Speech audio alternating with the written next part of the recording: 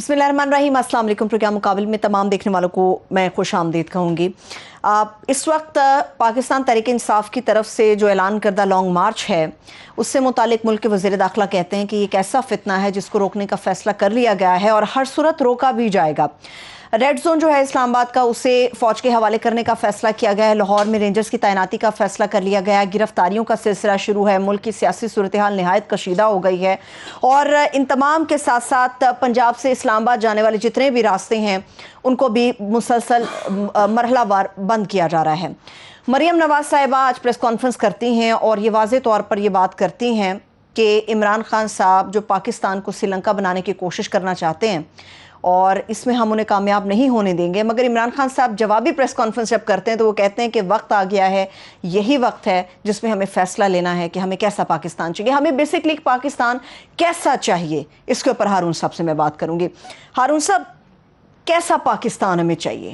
Long march والا چاہیے، الزامات والا چاہیے، گندی زبان والا پاکستان چاہیے، یا وہ پاکستان چاہیے جس کا خواب علامہ اقبال نے دیکھا اور قائد اعظم اس کی تعبیر کر کے چلے؟ دیکھیے، ایک آدمی تھا کارل مارکس، جس کے فلسفے پہ 70 برس تک روس میں سوشلزم نافذ رہا، چین میں نافذ رہا، اور جو 79 میں سروے ہو رہے تھے وہ امریکن پبلک اوپینین کہتی تھی کہ socialism is an expanding phenomena, socialism دنیا میں پھیلتا جائے گا۔ پھر روسی فوج افغانستان میں داخل ہو گئی اور وہ سارے اندازے غلط ثابت ہوئے، اور سوشلزم نہ روس میں ہے نہ چین میں ہے، انفرادی ملکیت بحال ہو گئی۔ اس کی 2 تھیوریز ہیں زبردست۔ تھا تو وہ مطلب اتنا بڑا آدمی تھا کہ ہسٹری کو اس نے انفلوئنس کیا ہے۔ ایک یہ کلاسز کا تصور واضح نہیں تھا، یعنی غریب بالکل مفلوق الحال طبقہ اور مڈل کلاس اور عمرا اور روسا، ہاں جی، مالدار زردار۔ اور دوسرا اس نے ایک بڑی اہم بات کہی تھی کہ کنٹراڈکشنز اس وقت ریزالو ہوتی ہیں جب وہ شارپ ہو جائیں، جب تضادات اپنی انتہا پہ پہنچیں تو پھر انہیں ختم ہونا ہوتا ہے۔ یہ وقت آ گیا ہے جب پاکستان کے مستقبل کا فیصلہ ہو جائے گا کہ یہ رانا ثناء اللہ کے راستے پہ چلے گا اچھا یا کسی اور راستے پہ چلے گا۔ ٹھیک ہے، یہ ضروری نہیں ہے کہ عمران خان کے بتائے ہوئے راستے پہ چلے اور عمران خان اس ملک کو گورن کریں 10 سال 20 سال، یہ لازمی نہیں ہے۔ لیکن میرا یہ خیال ہے کہ نواز شریف خاندان اور زرداری خاندان اور مولانا فضل الرحمان کے مقدر کا فیصلہ ہو جائے گا، اس سے ایک لانگ اور مارچ چند مہینوں میں ہو جائے گا۔ ٹھیک ہے جی۔ یہ جس چیز کو فیصلہ کن مرحلہ لوگ سمجھ رہے ہیں، یہ فیصلہ کن مرحلہ نہیں ہے۔ میرے خیال میں یہ ایک عبوری عرصہ ہے۔ اس میں ہوگا یہ کہ ایجیٹیشن کی وہ شکل تو نہیں ہوگی جو عمران خان نے سوچی تھی، یہ تو اللہ ہی جانتا ہے نا، کہ کیسے بندوں کو کیا پتہ ہوتا ہے کیا ہونا ہے۔ بے شک جو تو وہ یہ یہاں انسان زمین پہ پلان کر رہے تھے تو اوپر بھی تو کوئی پلان کر رہا ہوتا ہے نا۔ آپ کسی فرشتے نے میجر صاحب سے کہا، ماڈل ٹاؤن میں ایک فرشتے نے اس کے ذہن میں دماغ میں ڈالا، اور یہ فرشتہ میں کوئی اشارتاً نہیں کہہ رہا ہوں، یہ قول رسول مبارک ہے صلی اللہ علیہ وسلم، کہ ایک فرشتہ آدمی کی طرف وحی کرتا ہے اور ایک شیطان آدمی کی طرف وحی کرتا ہے۔ 2 طرح کے خیالات انسانی ذہن میں آتے ہیں، کبھی آپ کو تفصیل اس کی بتاؤں گا۔ اس پہ 30 برس تک ریسرچ ہوئی ہے کہ انسان سوچتا نہیں ہے، انسان کے ذہن میں خیال باہر سے آتا ہے، اچھا خیال بھی آتا ہے، برا بھی خیال آتا ہے، یہ بھی خیال آتا ہے نماز پڑھ لوں، یہ بھی خیال آتا ہے کہ اپنا اس پہ سوشل میڈیا پہ فضول چیزیں دیکھتا رہوں، تو he has to make the decision۔ اب میجر صاحب کے ذہن کو یہ بتایا گیا کہ یہ چور ہے، آپ کا گھر چوری، وہ تو دوسری منزل ایک خیال نے بتایا کہ یہ اس دن میں جو خیال ڈالا گیا ہے نا، وہ خود تھوڑی آدمی سوچتا ہے۔ انہوں نے گولی چلا دی، وہ مر گیا، ہیں جی۔ اس کا بہت بڑا امپیکٹ ہونے والا ہے۔ وہ بے شک اس کو کیس بنانے کی کوشش کرے، کیس بنتا ہی نہیں۔ شیعہ، سنی، بریلوی، وہابی، حنبلی، شافعی، مالکی، جتنی فقہ ہیں وہ سب کہتے ہیں کہ گردن بندر آ جائے نا آدمی کی، جھانک رہا ہو، ٹھیک ہے، تو تلوار سے اس کی کوئی گردن کاٹ دے تو یہ کوئی جرم ہی نہیں ہے۔ یعنی افسوس تو ہے، ایک آدمی مر گیا ظاہر ہے، اور اس کے بچے ہیں، بچے یتیم ہو گئے، عورت بیوہ ہو گئی، اس پہ کوئی اگر کوئی خوش ہوتا ہے تو وہ تو پتھر دل آدمی ہے۔ لیکن بات ہے، دوسرا واقعہ کیا ہوا کہ علامہ اقبال کے گھر میں گھس گئے. علامہ اقبال کے بہو کا گھر جو ہے، فرض کیجئے وہ زندہ ہوتے، انہوں نے لمبی عمر پائی ہوتی، یا مطلب ان کا زمانہ جو ہے وہ بعد میں شروع ہوتا، اور یہ بدترین تو یہ نظارہ وہ ان کا ہی اپنی گھر آنکھوں سے تھا دیکھ نا. لیتے ہیں. اور انہوں نے اپنا وی لاگ رات کو 2:30 بجے کر دیا. 2 بجے واقعہ ہوا، جیسے ہی واقعہ ختم ہوا یا 2:15 بجے انہوں نے، یاسمین راشد کی ایک تصویر ہے، ایک ویڈیو بھی ہے. ڈاکٹر یاسمین راشد کی ویڈیو ہے. جی اچھا، یہ چیزیں محو ہونے والی نہیں ہیں. ایک میں نے آپ کو دیا تھا کلپ جو آپ نے بتایا چل نہیں سکتا، کہ اس کی کوالٹی ٹھیک نہیں ہے. کوالٹی زیادہ اچھا، ہر کہیں پولیس والوں کی ویڈیو بنائی جا رہی ہے اور وہ روکتے نہیں ہیں، اور لوگوں میں خوف نہیں ہے، لوگوں میں خوف نام کی کوئی چیز ہی نہیں ہے. یہ کیسے ہوتا ہے؟ یہ میں اس کو کئی دفعہ ایکسپلین کیا ہے کہ میں نے اپنی آنکھوں سے دیکھا کہ ایران میں خوف ختم ہو گیا ہے. ایران سے زیادہ خوف کسی ملک میں نہیں تھا. روس میں خوف ختم ہو گیا اور کمیونزم ختم ہو گیا. ٹھیک ہے، افغانستان میں خوف 2 دفعہ یہ ہم نے دیکھا کہ روسی آئے، دنیا کی سب سے بڑی وار مشین تھی اس وقت، اور وہ میکنائزڈ آرمی تھی، اور انہیں چھاپا ماروں نے مار ڈالا، مگر انہیں دنیا کی حمایت حاصل تھی. دوسری دفعہ وہ تنہا تھے. ایک سپر پاور آئی، اقوام متحدہ کی سینکشن سے آئی، اور دنیا بھر کے طاقتور ممالک ان کے ساتھ تھے، اور پڑوسی ممالک بھی جو ہے وہ مزاحمت کے قابل نہیں تھے، پاکستان سمیت. اور جنرل مشرف نے سرنڈر کر دیا. اس نے لکھا ہے، کولن پاول نے، میرا خیال ہے کہ جو کچھ ہم نے مانگا تھا اس سے بھی زیادہ دے دیا. سڑکوں کا کرایہ بھی نہیں لیا، کوئی مطالبہ کیا ہی نہیں. ان کی سب باتیں مان لی، اپنی کوئی باتیں نہیں کی. تو وہ کیا ہوا اپنا امریکہ کے ساتھ؟ دنیا کی سب سے بڑی وار مشین جو ہے، روس تو سوویت یونین تو ٹوٹ چکا تھا، اس کے ساتھ کیا ہوا؟ وہ پیدل چلنے والے 20 25 30 کلومیٹر روز پیدل چلنے والے چھاپا ماروں نے اسے ہرا دیا، اور قصہ پاک ہو گیا. صحیح. تو یہ جو ہے جو خوف دلوں سے نکل گیا، صرف اس کی ایجیٹیشن کی شکل بدل گئی ہے. اب شہروں میں مظاہرے ہوں گے، اور 1-2 دن آپ کو ایسا لگے گا کہ یہ کمزور پڑ گئے ہیں. بات یہ ہے، رانا ثناء اللہ صاحب جنرل ڈائر نہیں بن سکتے. ان کا خیال ہے کہ وہ بن سکتے. میں ان کا خیال وہ جو محترمہ مریم نے کہا کہ ان کو پتا ہونا چاہیے تھا کہ ملک کا وزیر داخلہ اس وقت کون ہے. مریم صاحبہ کو یہ پتا ہونا چاہیے کہ اس دنیا کا ایک مالک ہے جس نے اسے پیدا کیا ہے، جس کی مرضی کے بغیر پتا ہلتا نہیں ہے. یہ فیصلہ اس نے کرنا ہے جو اس دنیا کا مالک ہے. دل کس طرف جھکتے ہیں یہ فیصلے آسمانوں پہ ہوتے ہیں، زمین پہ بلا نہیں. شبہ بلا شبہ. اب مرحلہ وار آتے ہیں، لانگ مارچ. تھوڑی دیر باقی رہ گئی یار، 25 تاریخ کے شروع ہونے میں لانگ مارچ شروع ہو جائے گا. مجھے یہ بتائیے، ایک الزام گورنمنٹ یہ لگا رہی ہے کہ ان لوگوں کے پاس اسلحہ ہے، ڈنڈے ہیں، آنسو گیس کے 15,000 سے زائد ان کے پاس شیل ہیں، یہ ایک خونی لانگ مارچ بنانا چاہتے ہیں. کیا واقعی ایسی صورتحال ہے؟ بات یہ ہے کہ وہ اس نے تو بار بار کہا کہ کوئی تشدد نہیں ہوگا، پرامن ہوگا. ٹھیک ہے، اسلحہ اگر ہے، مجھے نہیں پتا اسلحہ ہے یا نہیں ہے، کیونکہ جو سیاستدان ہیں وہ اتنا ہولناک مبالغہ کرتے ہیں، اس میں وقت چاہیے ہوتا ہے تحقیق کرنے کے لیے. اب میں کہاں سے تحقیق کروں اس کی کہ ان کے پاس اسلحہ ہے یا نہیں ہے. دوسری بات یہ ہے کہ وہ تو جسٹس ناصرہ اقبال کے بارے میں کہہ رہے ہیں کہ ہم وہاں اسلحہ لینے کے لیے گئے تھے، اور گیٹ توڑ کے گئے. جسٹس ناصرہ اقبال کی 3 نسلوں کو میں جانتا ہوں. علامہ اقبال کو بھی میں جانتا ہوں. میں آپ کو یہ بتا سکتا ہوں کہ اگر اس وقت اقبال زندہ ہوتے، اس لیے نہیں کہ میں کوئی بڑا عالم فاضل ہوں، مگر میں نے ان کے بارے میں ساری زندگی پڑھا ہے. 40 سال گزر گئے مجھے علامہ اقبال کے بارے میں پڑھتے ہوئے. تو ڈاکٹر صاحب بکرا ذبح ہوتے ہوئے تو دیکھ نہیں سکتے تھے. جاوید اقبال صاحب کی بات آپ کر رہے ہیں؟ علامہ اقبال بھی، جاوید اقبال بھی بیٹے کو بھیجتے تھے بکرا ذبح ہوتے ہوئے دیکھو، وہ بھی نہیں دیکھنا چاہتا تھا. اس ولید اقبال کو بھی میں جانتا ہوں. جسٹس ناصرہ اقبال صاحبہ سے کی خدمت میں بھی حاضر ہونے کا اتفاقاً موقع ملا. ڈاکٹر صاحب سے بھی کی زیارت ہوئی، جاوید اقبال صاحب سے بھی، ان سے بھی گپ شپ ہوتی رہی.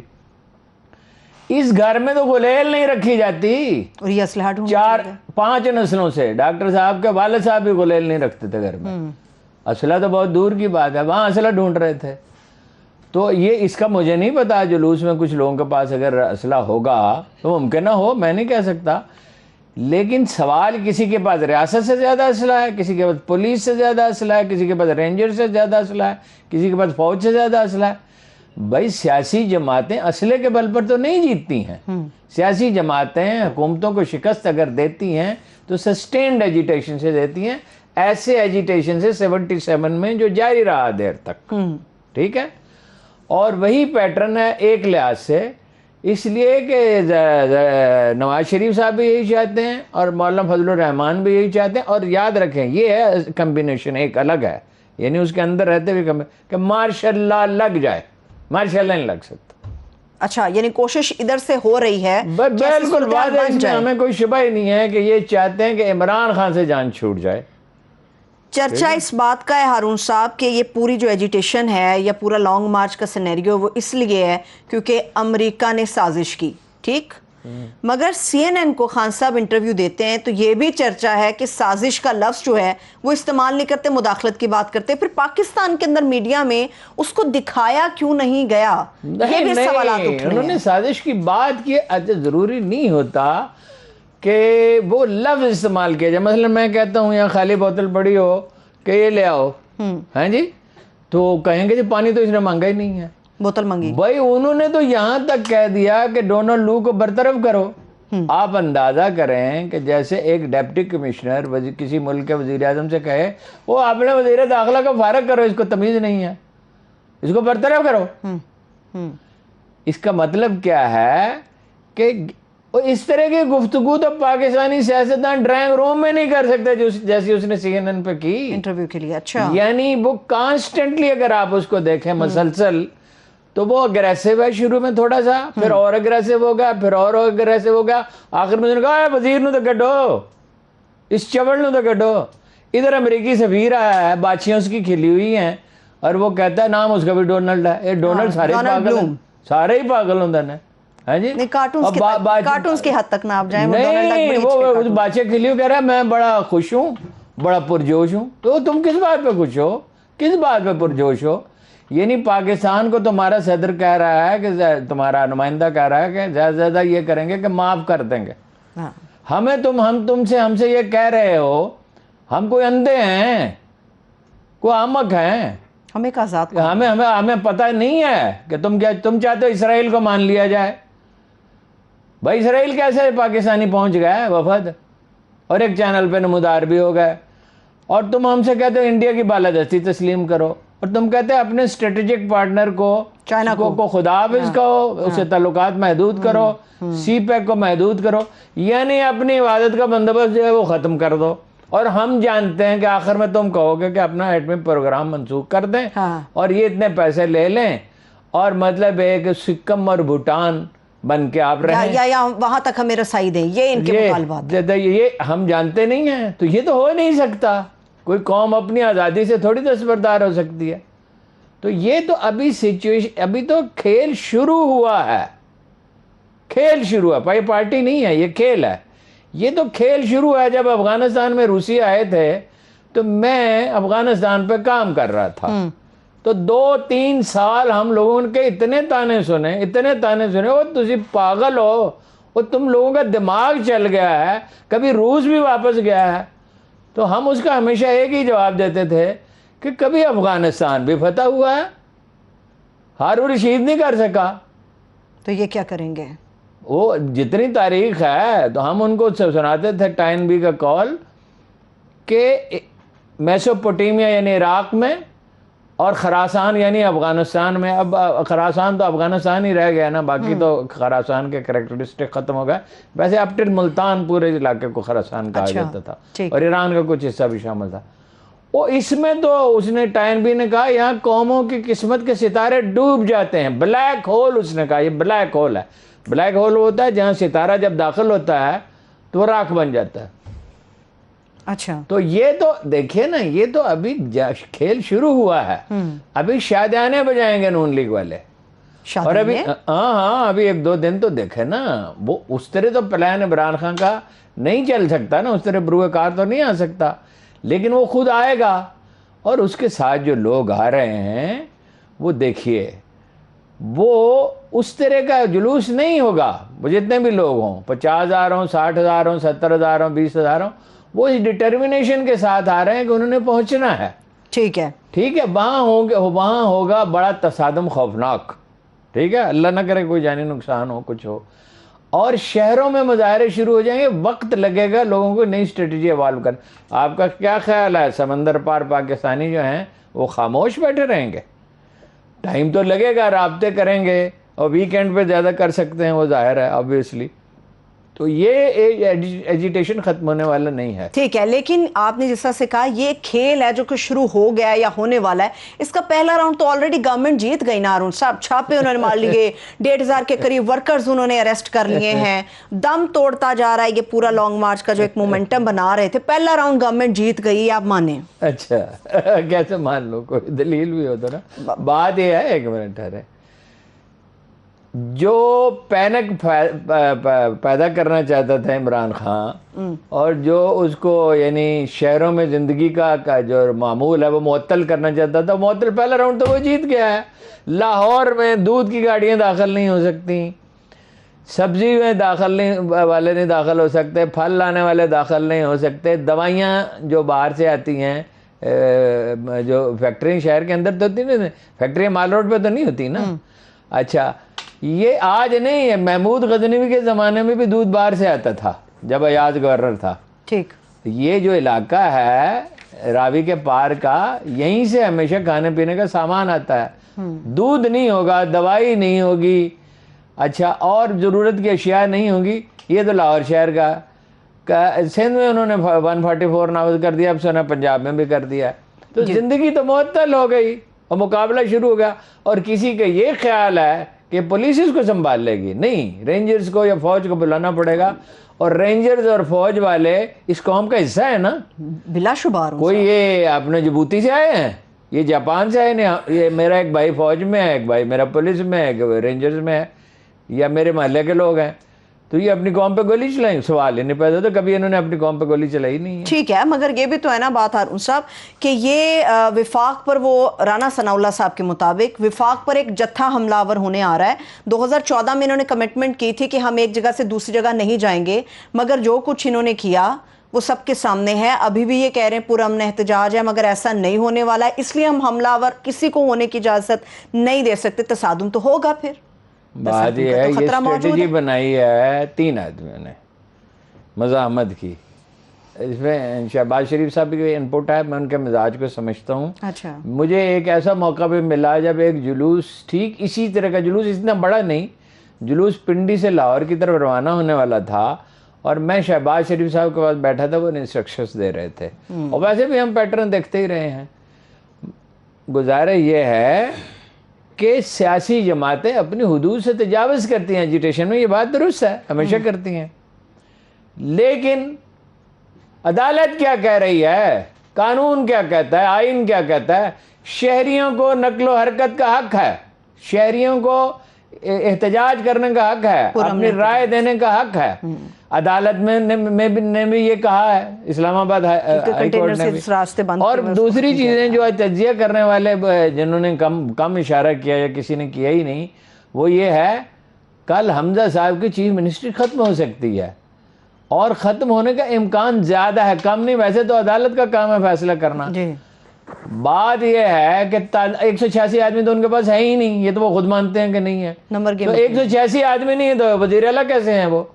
اور یہ آپ کا خیال ہے چیف منسٹر نے آرڈر کیا, یہ چیف منسٹر کر سکتا ہے کہ گھروں میں گھس جاؤ اور مارو اور عورتوں کے ساتھ اس طرح پیش آؤ؟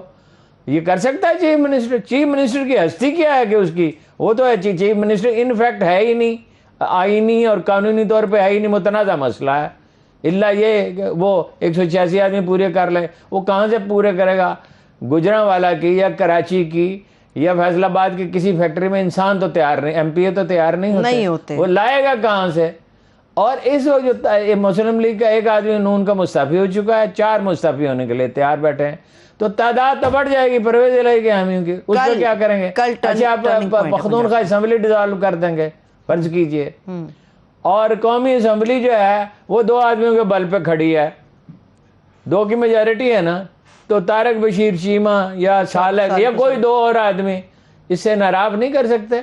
یہ امریکی ایجنڈا ہے، امریکی پلاننگ ہے، اور امریکیوں کو کچھ پتہ نہیں ہے پاکستان کے حالات کا، کہ یہاں کی وہ اس طرح ڈیٹیل کے ساتھ تھوڑی سمجھ سکتے ہیں۔ ٹھیک ہے ہارون صاحب، ابھی عمران خان صاحب نے ایک نجی ٹی وی کو انٹرویو دیا ہے، اور اس میں انہوں نے کہا کہ مجھے مختلف تاریخیں دی انڈین ٹی گئیں، وی کو؟ نہیں نجی ٹی وی کو ایک، اچھا، اور انہوں نے کہا مجھے مختلف تاریخیں دی گئیں، یقین دہانیاں کرائی گئیں کہ ابھی بتاتے ہیں، تب بتاتے ہیں، تب بتاتے ہیں، پھر ہم نے فیصلہ 25 کو کر لیا۔ جو فون کال آئی اس کی کچھ ڈیٹیل مزید آپ کو پتہ بس چل اتنی سکی؟ پتہ چلی، کل ادھوری معلومات تھیں، بلکہ تھی نہیں، کل تو گیس ورک ہی زیادہ تھا، وہ جو ہم نے دیکھا تھا اسی پہ ہم نے اندازہ لگایا۔ وہ عمران خان سے بات کرنا چاہتے تھے نا، یہ ہوتا ہے حادثہ۔ تاریخ حادثات کا نام ہے۔ تاریخ 2 × 2 4 نہیں تو کوئی مکان نہیں بن رہا کہ اتنی اینٹیں چاہیے، اتنا سریہ چاہیے اور اتنے کاریگر چاہیے۔ تاریخ میں حادثہ ہوتا ہے۔ اگر کل عمران خان یہ فون سن لیتے اور فرض کیجئے وہ مان لیتے، جو ایجیٹیشن ملتوی ہو سکتا تھا، تو سچویشن یہ اکثر بدل جاتی۔ ٹھیک، انہوں نے کہا فون ہی نہ سنو، بند کرو بند کرو۔ بند کرو۔ وہ بیچارہ کیسے بند کرے؟ فون ایسے آدمی کا ہے کہ اس کی تو حالت خراب ہوگی، اور ایک اس لیے وہ رسک لینے، اس کی ناراضگی کا رسک لینے کے لیے تیار ہے، مگر فون تو بہت سنتا رہا ایسے کر کے۔ قریشی صاحب کا نام لے دیا کریں نا آپ۔ جی، وہ قریشی صاحب کا نام لیں، ضرور لیں، مجھے ان کا نام لینے سے کیا ہے، نام تو اس کا بڑا اچھا ہے، شاہ محمود اس کا نام ہے، محمود غزنوی کے نام پہ رکھا گیا ہے۔ اگرچہ محمود غزنوی کے زمانے میں ہوتا تو شاید کانسٹیبل بھی بھرتی نہ ہو سکتا۔ بات یہ ہے کہ وہ تو اتنا اعتماد کا فقدان ہے۔ دیکھیے وہ کس اس کی سٹیٹ آف مائنڈ کو سمجھ لیں کہ مجھے دھوکہ دیا گیا ہے، مجھے چیٹ کیا گیا ہے، میں اعتبار نہیں کروں گا۔ اس وقت وہ ایسی کیفیت میں ہے جس میں انسانی حسیات پوری طرح، یعنی انسانی ذہن پوری طرح کام کرنے لگتا ہے۔ اس وقت وہ اپنے آپ کو ایٹ سٹیک لگا چکا ہے۔ اس وقت وہ بالکل میں کوئی مبالغہ نہیں کر رہا کہ اس کو معلوم ہو، میں ایک واقعہ بھی آپ کو بتا دوں گا اس کا، کہ میری جان چلی جائے گی تو وہ اس کے لیے مینٹلی تیار ہے۔ اس کو کہتے ہیں کشتیاں جلانا۔ بریک سے واپس وہ اپنی کشتیاں جلا چکا ہے۔ موجودہ گورنمنٹ کی کیفیت کیا ہے؟ وہ آج مریم نواز صاحبہ نے جو پریس کانفرنس کی ہے اس میں انہوں نے کئی نقطے اٹھائے ہیں اور کئی سوالات اٹھائے ہیں، جن کا تجزیہ میں ہارون صاحب سے لوں گی۔ چھوٹی سی بریک کے بعد ایک بار پھر سے پروگرام میں خوش آمدید کہیں گے۔ ہارون صاحب، اختلاف اپنی جگہ، مگر مریم صاحبہ جب یہ بات کرتی ہیں کہ انقلاب کی بات عمران خان صاحب کر رہے ہیں، لوگوں کی اولاد، لوگوں کے بچوں کو لے کر آ رہے ہیں، انہوں نے کوشچن اٹھایا ہے کہ اپنے گھر سے اس کا آغاز کریں، جہاد کا، انقلاب کا، اپنے بیٹوں کو واپس لے کر آئیں، اور جو ملک کو آپ سری لنکا بنانے کی کوشش کر رہے ہیں نا، اس سے آپ باز رہیں، کامیاب نہیں ہوں گے، آپ نہ ہونے دیں گے۔ دیکھیے وہ ملک کو سری لنکا بنانے کی کوشش بالکل نہیں کر رہا ہے۔ اس کے باوجود کہ کرونا کی زد میں تھا سارا ملک، اور کرونا نے ساری دنیا کی معیشتیں برباد کر دی ہیں، اور کتنی چیزوں کی قیمتیں 2 گنا 3 گنا تک بڑھ گئی ہیں، ڈبل تو کم از کم ہو گئی ہیں۔ اناج کی بڑھ گئی ہے، بحری جہازوں کے کرائے بڑھ گئے ہیں، کوئلے کی قیمتیں بڑھ گئی ہیں، پٹرول کی بڑھ گئی ہیں، ڈیزل کی بڑھ گئی ہیں، ڈبل آئل کی بڑھ گئی ہیں۔ اس میں پہلے سال کے بعد دوسرے سال میں 5% شرح ترقی ہے، جو بہت ریزنیبل سمجھی جاتی ہے۔ نواز شریف صاحب کے دور اقتدار، تمام ادوار اقتدار کا اگر وہ نکالیں، یعنی اوسط نکالیں، تو زیادہ سے زیادہ 4% ہوگی۔ نیکسٹ اس سال جو ہے وہ اپنا جتنا عرصہ اس کا رہا اس میں 5.97%، 6% ہے، 0.3% معمولی سا فرق ہے۔ تو جو ملک 6% شرح پہ ترقی کر رہا ہو، اور باہر سے آنے والے سرمایہ میں $10 بلین کا اضافہ ہو گیا ہو، $10 بلین کا، تقریباً $8 بلین کا، $9 بلین کا برآمدات میں اضافہ ہو گیا ہو، تو وہ سری لنکا نہیں بنا رہا تھا، وہ ایک ترقی یافتہ ملک بنا رہا تھا۔ تو اس کی اپنی غلطیاں تھیں، جس کو ہم بارہا پوائنٹ آؤٹ کرتے ہیں کہ احتساب اس طرح نہیں ہوتا۔ احتساب ادارے کرتے ہیں، وزیر اعظم نہیں کرتا، اور اس کے لیے شہزاد اکبر جیسے فاتر العقل لوگ نہیں رکھے جاتے۔ وہ اپنا ایف آئی اے کو کرنا تھا اور نیب کو کرنا تھا، اور انصاف کے ساتھ، وہ تو ہم پوائنٹ آؤٹ کرتے رہے ہیں۔ دوسری یہ بات ہے کہ وہ اپنے بیٹوں کو واپس بلائے۔ وہ میں پہلے بھی آپ سے عرض کر چکا ہوں کہ ان کی والدہ وہاں ہیں، وہ وہاں تعلیم حاصل کر رہے ہیں، اور ان کا گھر ہے، بیٹے جو ہیں پلے بڑے بھی وہاں پر ہیں، پلے بڑے بھی ہیں، ماں کے پاس رہتے ہیں. اور مطلب یہ یہاں آ کے وہ کیا کریں؟ یہاں بیٹے اس کے آ جائیں تو کیا کریں؟ یہاں کون سی یونیورسٹی میں داخلہ لیں؟ یعنی بہتر یونیورسٹیوں کو چھوڑ کے کمتر یونیورسٹی میں انگریزی وہ بولتے ہیں، اردو تو برائے نام سمجھتے ہیں. اچھا، مریم کے بھائی کہاں ہیں؟ لندن. وہ کیا کر رہے ہیں وہاں پہ؟ اگر ان کا مال جائز ہے، اگر وہ قانون کی حدود میں رہتے ہیں تو یہاں کیوں نہیں آتے؟ حمزہ ان کا بیٹا کہاں ہے دوسرا؟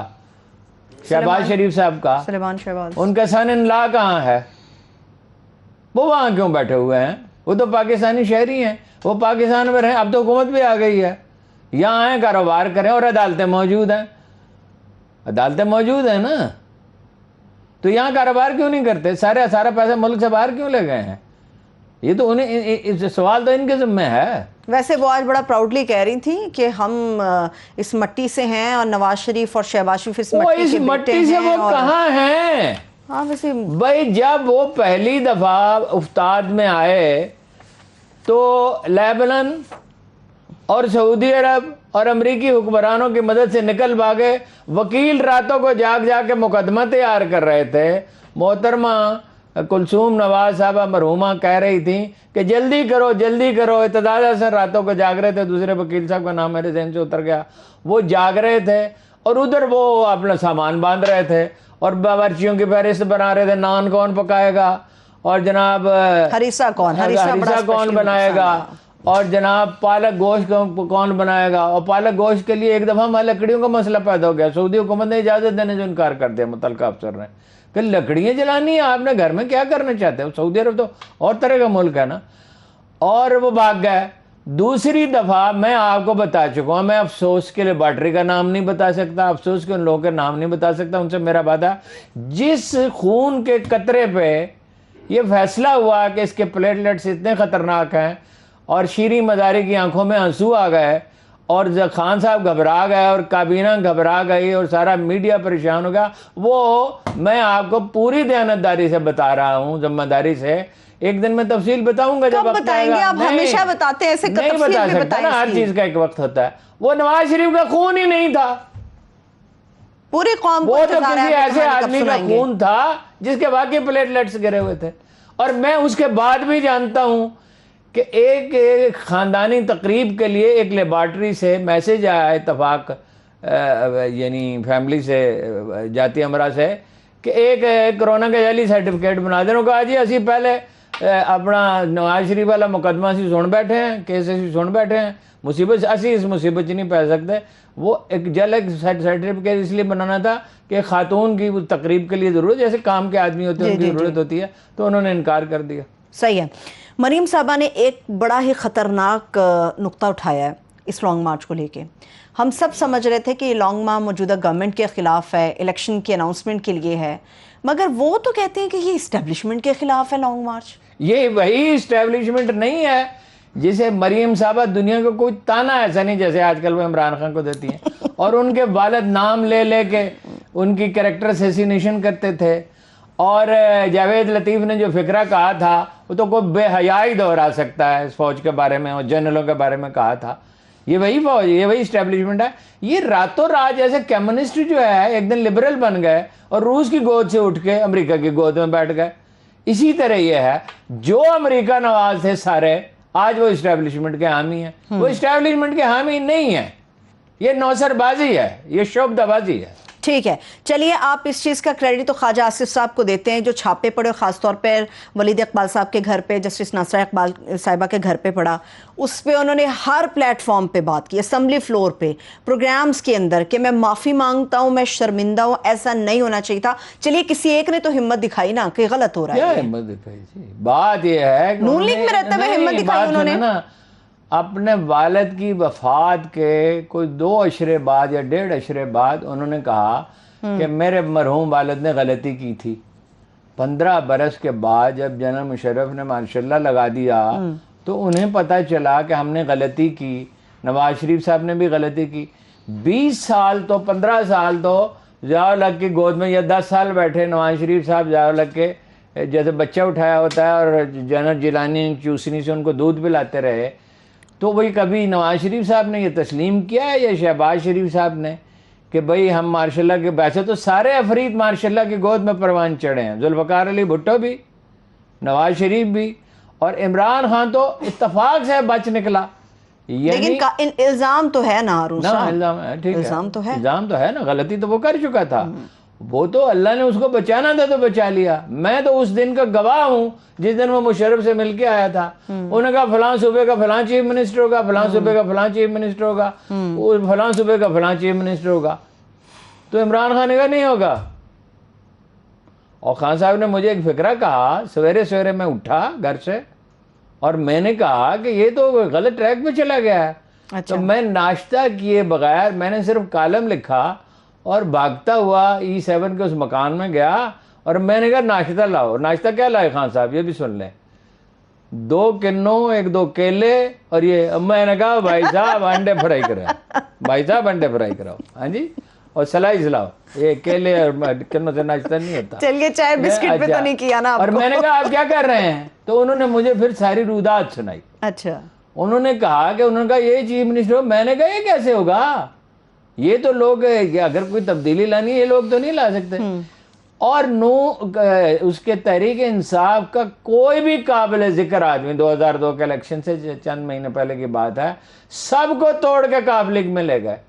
اور بعد میں ایک عشرے کے بعد وہ سارے کاف لیگ سے پی ٹی آئی میں آ گئے. اسی لیے یہ ان کے درمیان کبھی حقیقی اعتماد کا رشتہ قائم نہیں ہو سکا.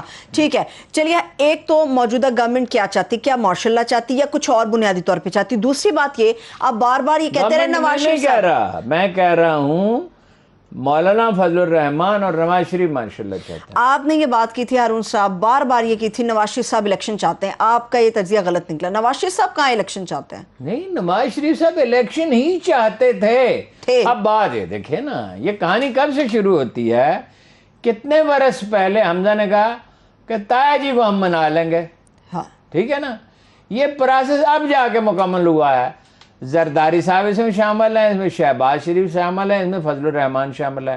وجہ میں آپ کو بتا چکا ہوں کہ بھائی 14 مہینے میں گائے تو بہت دودھ دے سکتی ہے، اور ایک گائے تو نہیں ہے، لاکھوں گائے ہیں، ان کا دودھ دوہا جائے گا. ان کا کام کیا ہے؟ پاور. آپ کو اصل میں یہ کبھی تجربہ ہوا نہیں کہ اقتدار ہوتا کیا ہے. مجھے اس کا تجربہ تو ذاتی تو نہیں ہے لیکن اس کا مشاہدہ بہت ہے کہ اقتدار کیا ہوتا ہے. شام کو ایک آدمی ہمارے ساتھ بیٹھا ہوتا ہے، کہیں دال روٹی کھا رہا ہوتا ہے، اگلے دن وہ 2 دن بعد 4 دن بعد وزیر بن جاتا ہے. ہم جاتے ہیں وہ ایک اور آدمی ہوتا ہے، بالکل ہی ایک اور، پہچانا نہیں جاتا، اس کے تیور ہی بدلے ہوتے ہیں. ایک تھانے دار ہے، میں اس کے پاس جاتا ہوں اور اس سے کہتا ہوں کہ بھئی ڈکیتیاں ہو رہی ہیں، 18 ڈکیتیاں ہو چکی ہیں اس محلے میں. تو وہ میری بات نہیں سنتا، وہ دیکھ ہی دوسری طرف رہا ہے. اور میں وزیر داخلہ کے پاس جاتا ہوں، جنرل معین الدین حیدر صاحب کے پاس، اور جا کے کہتا ہوں کہ 22 آدمیوں سے اس نے 20-20 ہزار روپے لیے ہیں. 20 ہزار روپے 2 لاکھ روپے کے برابر تھے اس وقت کے، تو لیے ہیں. تو یہ SHO کیا آپ نے ہم پہ مسلط کیے ہوئے ہیں؟ اور وہ SHO جو ہے نا میرے گھر کی دہلیز پہ بیٹھا ہے. ٹھیک، دہلیز پہ باہر ہے، وہ جگہ صاف بھی نہیں ہے، گلی میں گرد پڑی ہوئی ہے. اور کہ خدا دا واسطہ میرے طرح رحم کرو، میں باقی زندگی آپ کا نوکر بن کے رہوں گا. او بھائی یہ جو اقتدار ہے یہ ایک عجیب و غریب چیز ہے. اس کے لیے پاور کا جو نشہ ہے کوئی نشہ اس کے برابر نہیں ہے دنیا میں. SHO بننے کے لیے لوگ ذلت کی اس گہرائی میں گرتے ہیں کہ اس کو بیان نہیں کیا جا سکتا الفاظ میں، لوگ سمجھ جائیں گے. صحیح. تو وزیر ہونا، وزیر اعلیٰ ہونا، وزیر اعظم ہونا، اور یہ کیا وزیر اعلیٰ ہے جی؟ منی لانڈرنگ اس پہ ثابت ہے تقریباً. اب تو صرف عدالت کو فیصلہ ہی دینا، عدالت کہتے کہ نہیں کیا ہے تو دوسری بات ہے. اور وزیر اعظم جو ہے منی لانڈرنگ کا مرتکب ہے. اور زرداری کیس میں ان افسروں سے ملا ہوں، کل بھی آپ کو بتایا تھا، جنہوں نے وہ کیس بنایا ہے، وہ کہتے ہیں کلوز اینڈ شٹ کیس ہے، 3 دن میں عدالت سزا دے سکتی ہے اگر دینا چاہے. عدالت کا اپنا طریقہ کار اور مزاج ہوتا ہے. اور 3 سال میں، 2 سال میں 4 سال گزر جاتے ہیں، فرد جرمی عائد نہیں ہوتی. یہ کیسے سامنے یہ کیوں کیسے ہوتا ہے؟ اس کا مطلب ہے کہ کچھ لوگ بچانے پہ مجرموں کو تلے ہوئے ہیں اور عمران خان بالکل ٹھیک کہتا ہے کہ لوگوں کو کرپشن سے نفرت ہی نہیں ہے. ٹھیک ہے، بریک کی طرف چلتے ہیں. بریک، واپس آئیں گے، یہیں سے آگے بڑھیں گے، ہمارے ساتھ رہیے. بریک کے بعد ایک بار پھر سے پروگرام میں ہم خوش آمدید کہیں گے. ہارون صاحب، عمران خان صاحب کی کامیابی ہو یا پھر ان کی ناکامی ہو، اس بات کا انحصار کس چیز کے اوپر ہے؟ ناکامی کا کوئی سوال پیدا نہیں ہوتا. جتنا آدمی کا فہم اور علم ہوتا ہے، اپنے تعصبات سے بچنا چاہیے اور ٹھنڈے دل سے تجزیہ کرنا چاہیے. یہ پٹھان سیاست میں کرنے کیا آیا ہے؟ یہ ملک کو سدھارنے کے لیے نہیں آیا ہے.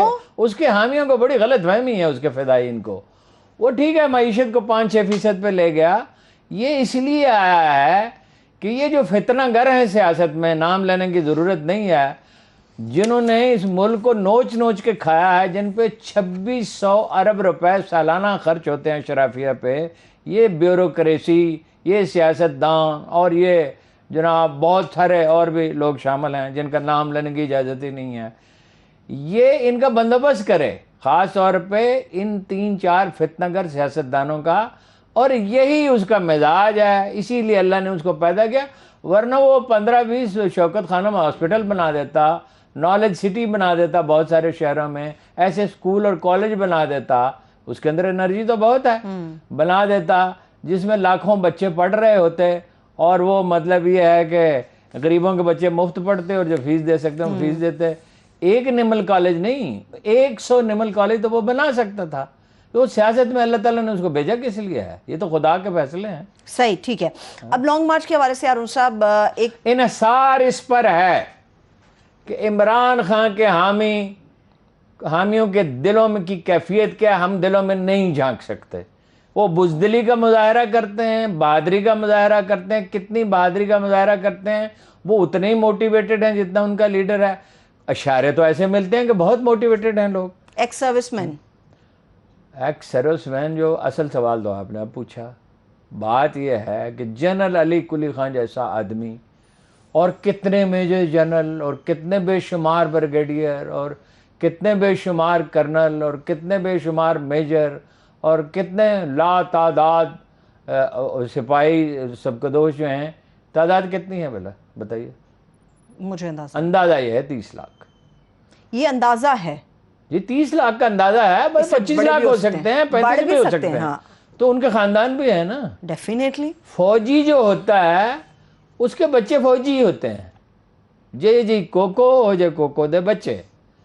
مطلب ماں باپ، پیرنٹل انفلوئنس ایک بڑی زبردست چیز ہے گھر میں. اچھا، دوسری بات یہ ہے کہ فوج میں بھی انداز فکر وہی ہوتا ہے جو سبکدوش فوجی میں ہوتا ہے. یا یوں کہتے جو فوج میں ہوتا ہے وہی سبکدوش فوجی میں ہوتا ہے. کوئی زیادہ فرق نہیں ہوتا. یہ جو 2 سال کاکول میں گزارتے ہیں، اس میں سب کچھ اس کے ذہن سے نکال دیتے ہیں وہ، اور ایک نیا آدمی بنتا ہے. بعض اعتبار سے تو وہ ہمارے جیسا ایک آدمی ہوتا ہے. وہ ایک لڑکا، 2 بھائی ہیں، ایک پولیس میں جاتا ہے ایک فوج میں جاتا ہے. وہ فوج والا مختلف کیوں ہوتا ہے؟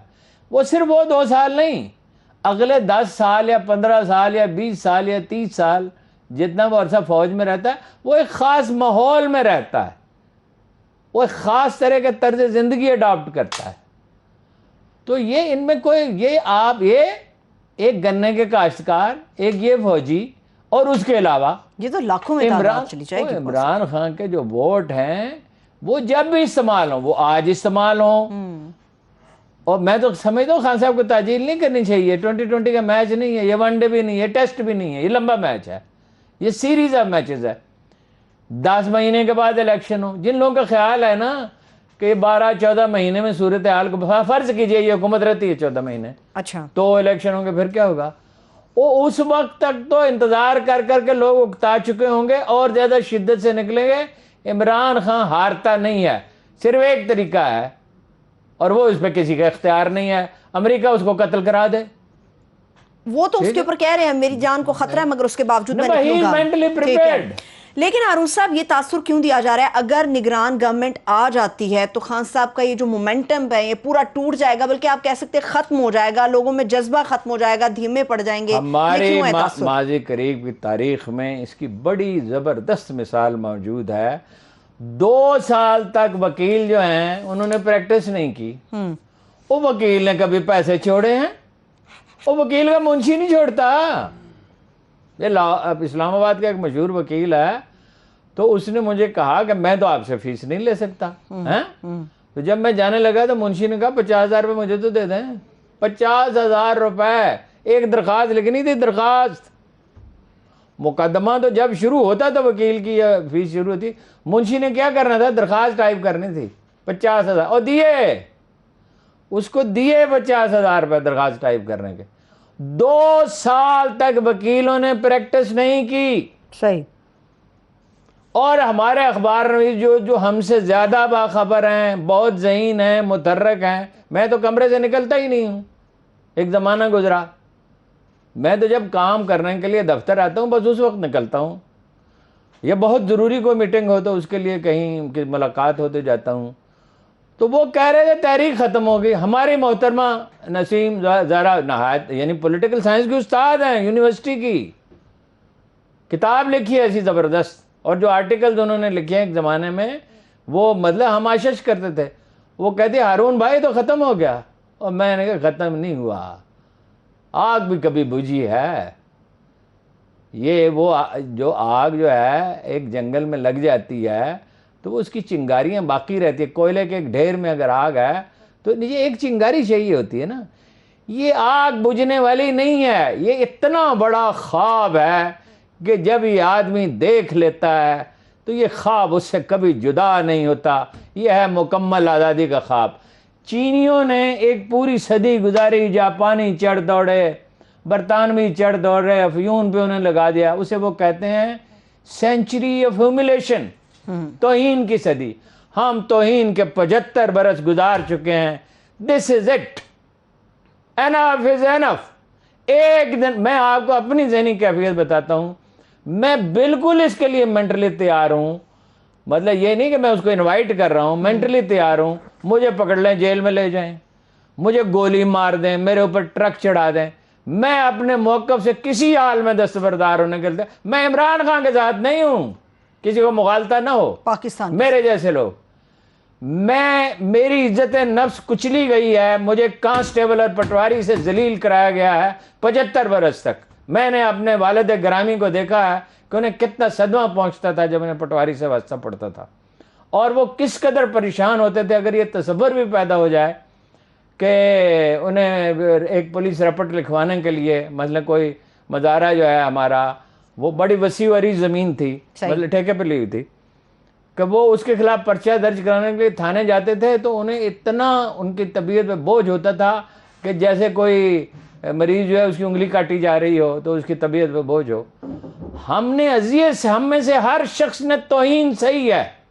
اس اشرافیہ کے ہاتھوں, اس پٹواری, اس کانسٹیبل, اس ڈپٹی کمشنر, اس ایس ایس پی, اس بیوروکریسی, اس سیاستدان, یہ میں اس کو الفاظ میں بیان کر سکتا ہوں. بہت سے لوگ شاید مجھ سے بہتر بیان کر سکتے ہیں اور بہت سے لوگ شاید بیان نہیں کر سکتے. آپ عمران خان صاحب کے ساتھ نہیں, مگر کیا آپ انہیں سپورٹ کر رہے ہیں یہ بات کر کے؟ نہیں, میں اس کاز کو سپورٹ کر رہا ہوں. میں عمران خان پھر حکومت میں آئے گا, اگر میں زندہ رہا پھر وہ میرے ساتھ یہی سلوک کرے گا جو 3 برس اس نے کیا, اور میں بھی اس کے ساتھ وہی سلوک کروں گا.